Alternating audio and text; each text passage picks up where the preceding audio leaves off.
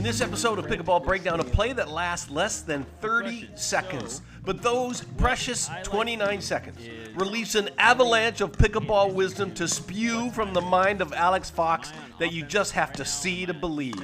We've got a good old-fashioned firefight at the kitchen line from Chico, California, and we're here to break it down.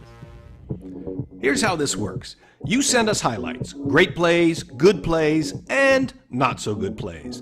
With the help of Coach Alex Fox, we break it down. You learn, we watch, and we all get better. This is Pickleball Breakdown. Hey, before we get started on this point, I just want to remind everybody, send us your videos for us to break them down on the show. Send them to pickleballbreakdown@gmail.com, and then you can hear what Alex has to say about your game. Yeah, we'd really appreciate sending your videos. And they don't have to be fantastic points. Those are fun too, but just run-of-the-mill points. There's more in there than you'd think, so send them on in. Yeah, thanks to everybody who already has sent in their video. We look forward to seeing your video here on Pickleball Breakdown. Okay, let's break this down. All right, let me set this one up. From Chico, California, we have on the left-hand side, you've got Lee and Suhail, and on the right-hand side, Ted and Pat. And the thing about this point that sticks out for me, they have this nice dink battle going here. And then after a few dinks where they're playing nice, they're spreading it around, everybody gets a chance. Nice dig there by Suhail.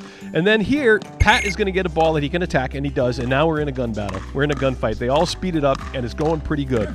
So really, until finally, Ted puts it away with a nice shot. I want to start with this. When you're in the heat of the battle there and they're coming fast and hard at you, what are you trying to do besides just frantically stay in the point?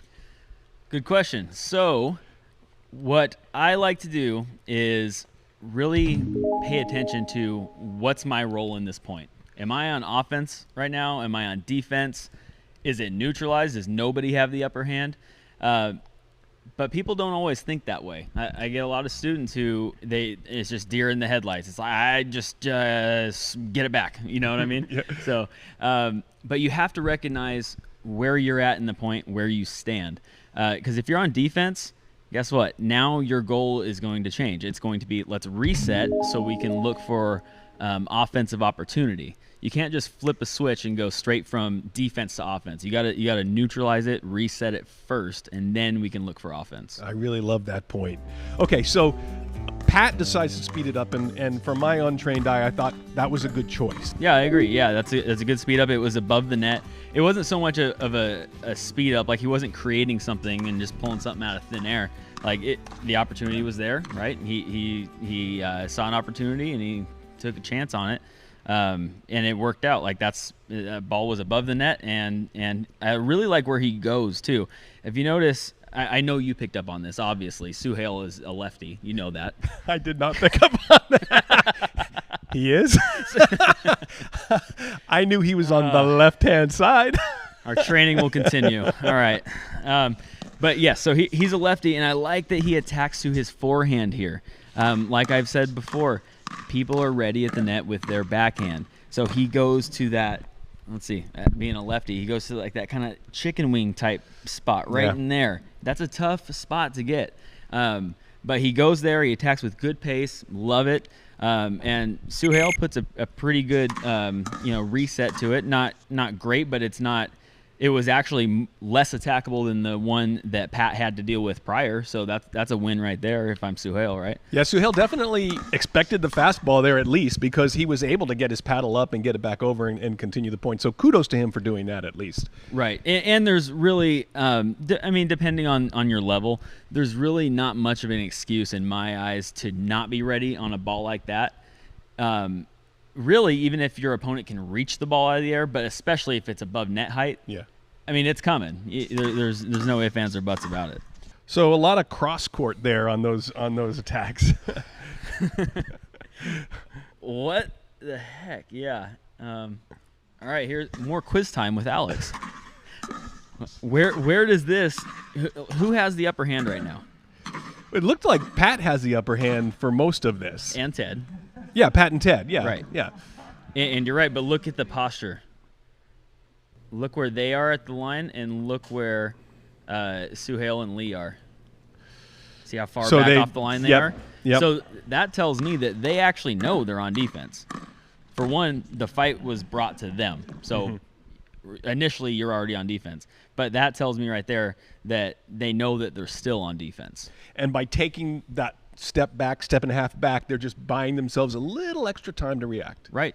Yep. But in that case, when I'm retreating like that, now my game plan has to change a little bit. Now I'm not going to be looking to throw counterattacks unless they really give me a gift. If they give me something, fat and fluffy. But that doesn't really happen here. So I'm looking to soften up a ball here and reset it. And then I can look to see if maybe they stay aggressive off of that reset. And then I'll look to flip the script once I've neutralized the point. I see also, Pat, a couple of times, actually both of these guys, let me take a look. Pat goes, after that initial speed up to Sale, it goes cross to Lee, and then they go back to Suhail, and then they go back to Lee. So there are a lot of the cross back and forth, which gives them actually more time.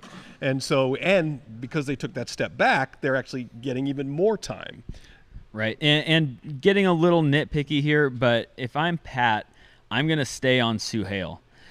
So how I teach it is I look at the person who is straight across the net from me, straight in front of me. That's my opponent.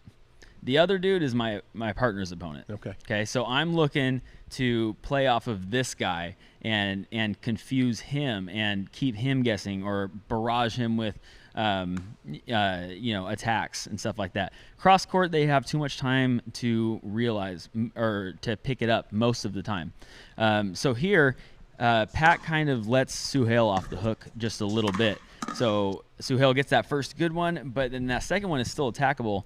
To me, I stay on Suhail there. But he goes cross-court to Lee, and then it just keeps the point going. If you have an opponent that's on the ropes, you want to keep them there. You don't want to kind of reset it or neutralize it to some extent for them. Make them earn it. Wow, a lot of subtleties in that. I don't even know if it was 2 seconds, maybe 3 seconds. Right, and it gets going quick. It does. There's so much, and that's why it's important to think about these things when they're not happening and analyze it. And seriously, if you're not recording your rec play games or tournament games, like you're missing out. Like you're doing yourself a disservice. Video is the best way to learn and analyze and get better as a player. And send them to us. And of course, send them to us. All right. So I just want to summarize again because there was a lot there in just this play that was so simple. Is know when you're on offense and know when you're on defense. Know who your opponent is in the foursome there, and then. When you're on defense, know what your next steps are. Yeah. You know what I mean? So if you're back and you're scooting back, you're retreating, you're looking to reset, you're not looking to stay in that fight because that's a fixed fight at that point. You're not going to win that battle. And it rings true here.